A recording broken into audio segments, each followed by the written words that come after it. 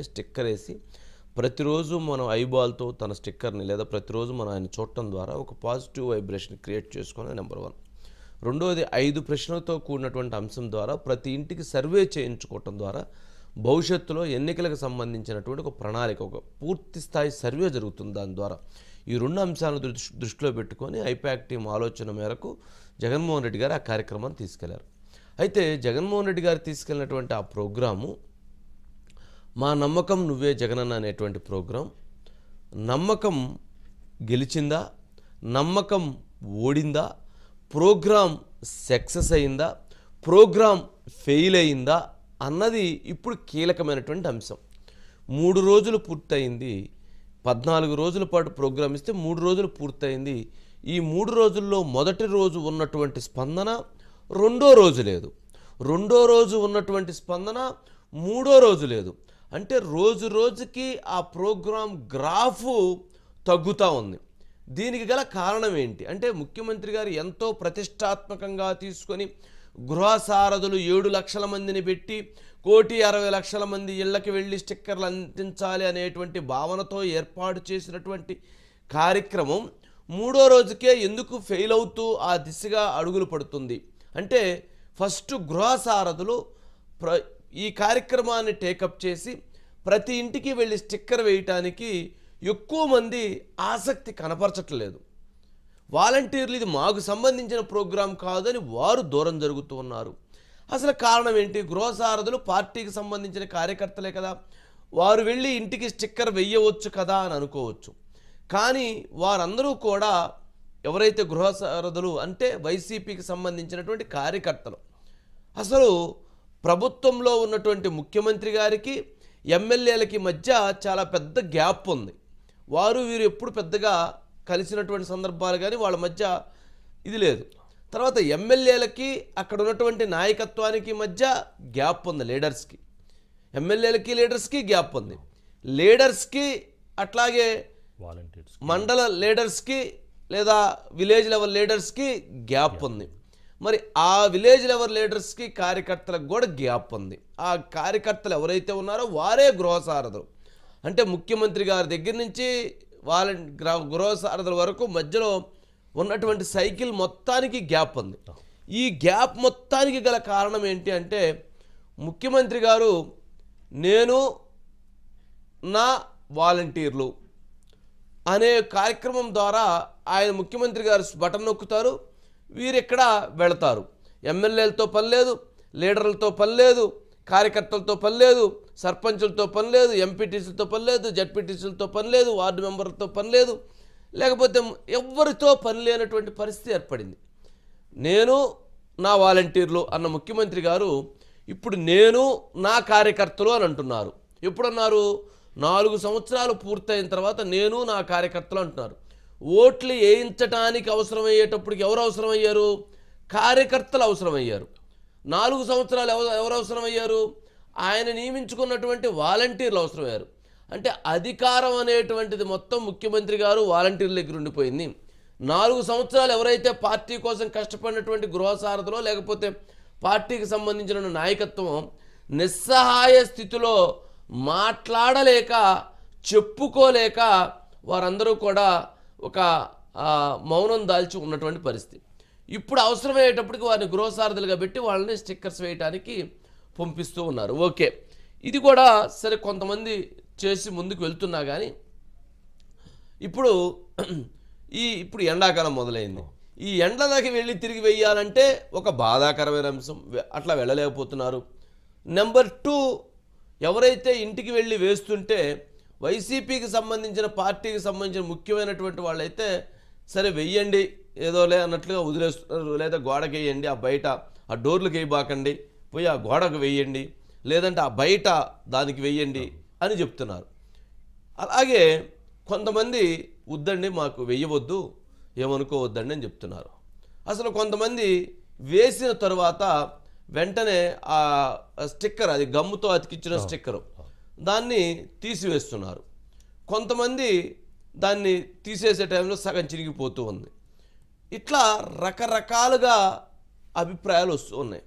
మా ఇంటికి ఎందుకండి జగన్మోహన్ రెడ్డి గారి స్టిక్కర్, ఆయన ఏదో ఇచ్చారు మేము ఏదో ఇస్తే రేపు ఓటేస్తాం లేదంటే లేదు, కానీ మా ఇంటికి స్టిక్కర్ వేయటం ఏంటనే అభిప్రాయంతో, భేదాభిప్రాయంతో చాలామంది, ఎక్కువ మంది స్టిక్కర్స్ని అవాయిడ్ చేస్తున్నారు. సరే ఎమ్మెల్యే గారు వస్తేనో, లేకపోతే ఆ ఏరియా కార్పొరేటర్ వస్తేనో, లేకపోతే ఇంకా పై వాళ్ళు వస్తేనో వేయించుకుంటున్నారు. కానీ వేయించుకున్న తరువాత వాటర్ తోటి కొంచెం సేపు ఇట్లా తుడిస్తే అది పోతుంది. లేదు వేసిన వెంటనే తీసేస్తే స్టిక్కర్ గమ్ము కదా, ఆ గమ్ము తోటి ఉండటంతో వెంటనే అది పోతుంది. అందుకని అది ఎంత అంటే వైసీపీ పార్టీ కోర్ అయితే మాత్రం సరే ఒక రోజు 2 రోజులు ఉంచుకుంటున్నారు, కానీ మిగిలినటువంటి వాళ్ళు ఉంచుకునేటువంటి ప్రయత్నం చేయట్లేదు. ఇక రెండోది ఫోన్కి వేస్తున్నటువంటి స్టిక్కర్లు మాత్రం ఎవరు కూడా మీ ఫోన్ తీసుకురండి స్టిక్కర్ వేస్తామంటే మా ఫోన్ కుదరండి మేము వేసుకుంటాం ఆ స్టిక్కర్ ఇవ్వండి, ఆ స్టిక్కర్ తీసుకొని లోపల ఎక్కడో పడేస్తున్నారు. అంతేగాని ఫోన్కి వేసుకోవట్లేదు. ఎవరు కూడా ఫోన్కి వేయించుకోవటానికి స్టిక్కర్ని ఇష్టపడట్లేదు. అది ఒక అంశం. సరే దీంట్లో మనం గ్యాప్ చెప్పాం కదా, ఇక ఎందుకు గ్యాప్, గృహ సారథులు ఎందుకు అంత పెద్దగా ఓపెన్ చేసుకోవట్లేదు, వాళ్ళందరూ ఓపెన్గా ఎందుకు వర్క్ చేయలేకపోతున్నారు అని అంటే, ఒకటి ఏ గృహ సారథైనా లేకపోతే ఆ సచివాలయ పరిధిలో ఒక చైర్మన్నో లేకపోతే ఒకరిని నియమించారు, ఏది ఆ టీంకి అందరికీ కలిపి, ఎవరన్నా కానీ ఒక రోడ్డు కాంట్రాక్ట్ కానీ, ఒక పైపుల కాంట్రాక్ట్ కానీ, లేదా ఒక ఇసుక కాంట్రాక్ట్ కానీ, ఒక లిక్కర్ కాంట్రాక్ట్ కానీ, లేదా గ్రామంలో జరిగేటువంటి అభివృద్ధికి సంబంధించిన ఏదైనా సరే ఒక కాంట్రాక్ట్ కానీ, ఈ 4 సంవత్సరాల్లో ఒక్క 10 రూపాయలు లేదా ఒక్క 100 రూపాయలు వారు ప్రభుత్వం ద్వారా వాళ్ళు పనిచేయటం ద్వారా లబ్ధి పొంది ఉన్నారా, లబ్ధి పొంది ఉంటే వాళ్ళకి ఉత్సాహం ఉంటుంది.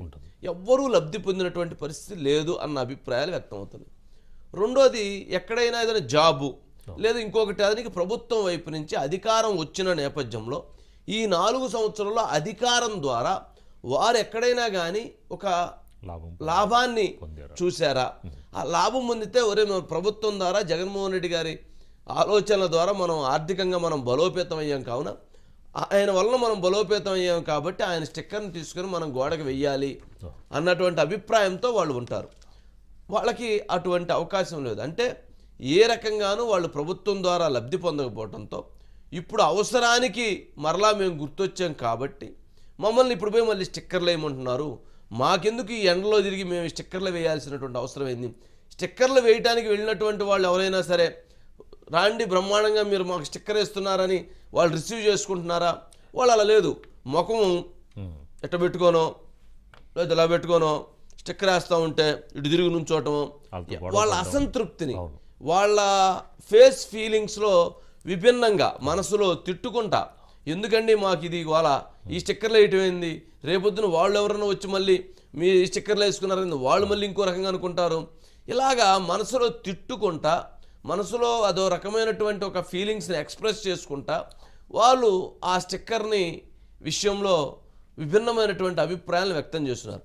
మొదటి రోజు ఉన్నట్టుగా రెండో రోజు లేదు, రెండో రోజు ఉన్నట్టుగా మూడో రోజు, ఇక్కడి నుంచి రాబోయేటువంటి 11 రోజుల్లో ఎక్కువ శాతం ఇది ఫెయిల్యూర్ దిశగా అడుగులు వేస్తుంది. ప్రభుత్వం నమ్ముకున్నట్టు కారణం దీనికి ఎవరైతే వీళ్ళ ద్వారా చేయించాలనుకున్నారో వాళ్ళు ముందు సఖ్యతగా లేరు, ప్రజలు ఇష్టంగా లేరు. ఎప్పుడైనా ప్రజలకు ఇష్టమైన పని చేయాలి తప్పితే ఇంకోటి చేయకూడదు. ఇక లాస్ట్ దీనికి ఒక చిన్న సొల్యూషన్ ఉంది, ట్రిక్ ఉంది. మా ఇంటికి వస్తా ఏం తీసుకొస్తారు, మీ ఇంటికి వస్తే ఏమిస్తారు, ఈ లాజిక్ పనిచేసిద్ది. ముఖ్యమంత్రి గారు ఈ స్టిక్కర్తో పాటు 1000 రూపాయలు చేతిలో పట్టుకొని ప్రతి స్టిక్కర్ వేయించుకున్నందుకు మీకు 1000 రూపాయలు ఇస్తున్నాము అని గనక 1000 రూపాయలు కనుక ఇవ్వగలిగితే ఆ స్టిక్కర్తో పాటు సరే 1000 రూపాయలు వస్తుంది కదా అని స్టిక్కర్ వేయించుకుంటాం. మనకి ఊర్లలో మనం ఎంతమంది చెప్పాం, పెయింట్స్ వేసినప్పుడు వాళ్ళు 5000 10,000 ఇచ్చేవాళ్ళు, ఇలాగా లేదా వాల్ పోస్టర్ వేయించుకుంటుంటే వాళ్ళకి అక్కడేదో వాళ్ళకి ఇచ్చేస్తాం. అలా గనక ఈ స్టిక్కర్కి 1000 రూపాయలు వాళ్ళు వచ్చి ఇచ్చినా పర్లేదు, వీళ్ళ పోయి తెచ్చుకోమన్నా పర్వాలేదు, అంటే కొంత పాజిటివ్గా ఉండటం కోసం. అలా అయినట్లయితే ఈ స్కీమ్ కొంచెం ముందుకు వెళ్ళుండేది. బట్ ఈ స్కీము ముందుకు వెళ్ళకపోవటానికి ఇట్లాంటి అనేక అవరోధాలు ఉన్నాయి. ముఖ్యమంత్రి గారి స్టిక్కర్తో ముఖ్యమంత్రి గారిని పలు రకాలుగా అనేక రకాలుగా ప్రజల వైపు నుంచి విమర్శలకి తావిస్తూ ఉంది. ఇది ఒకటి. పొలిటికల్గా మా నమ్మకం నువ్వే జగన్ అన్నా అని అంటే మా దరిద్రం నువ్వే జగన్ అని చెప్పని టీడీపీ, నిన్ను నమ్మం, పవనే మా నమ్మకం అని జన సైనికులు. ఇక మా నమ్మకం సోము వీర్రాజు, మాకు వద్దు జగన్ అని చెప్పని సోము వీర్రాజు గారు కూడా ఒక స్టిక్కర్ని రెడీ చేశారు. పాపం ఆయన రెడీ చేశారో లేకపోతే ఆయన మీద విపరీతమైనటువంటి ప్రేమ ఉన్నటువంటి వారు గోదావరి జిల్లాలో ఒక 2-3 ఉన్నారు, వారు ఏమైనా రెడీ చేశారో తెలియదు. కానీ మొత్తానికి వారు ఆ స్టిక్కర్ని రెడీ చేసి వాళ్ళు ఇది చేస్తున్నారు. ఇవాళ కృష్ణా జిల్లాలో కూడా మా నమ్మకం నువ్వేంటే ఇదే మా కర్మ అని వాళ్ళు ఎవరో కేసు తెచ్చిన వాళ్ళు ఏదో స్టిక్కర్స్ వేస్తారు. ఇలా విభిన్నంగా జరుగుతూ ఉన్నటువంటి ఉన్నాయి. వీటన్నిటి నేపథ్యంలో ప్రభుత్వం చేపట్టినటువంటి ఒక బృహత్తరమైనటువంటి కార్యక్రమానికి ఆదిలోనే అంశపాదు ఎదురైంది. ప్రభుత్వం ఊహించినటువంటి దానికి విభిన్నంగా ఈ ప్రోగ్రాము వెళుతూ ఉన్నది. మరి దీనికి సంబంధించి మురళి ఉన్నట్లున్నాడు, దినకర్ ఉన్నట్లున్నాడు. Murali sir good evening sir. Good evening Murali. నమ్మకం గెలిచిందా, నమ్మకం ఓడిందా, ఏంటి దీన్ని ఎలా చూడొచ్చు, ప్రజల్లో ఉన్నటువంటి స్పందన ఏంటి? సార్ ఏదైతే ఈ స్టిక్కర్లు అనేవి ప్రజల పట్ల కొంత విముఖత వ్యక్తం కనబడుతుంది సార్. ఎందుకంటే సహజంగా ఇటువంటి స్టిక్కర్లు ఎన్నికలు దగ్గరకు వచ్చినప్పుడు అప్పుడు ప్రచారం కోసం అంటించుకున్నారు. అన్ని రాజకీయ పార్టీలు వచ్చి గుమ్మాలకు అంటించి మాకు ఓటేయండి, మాకు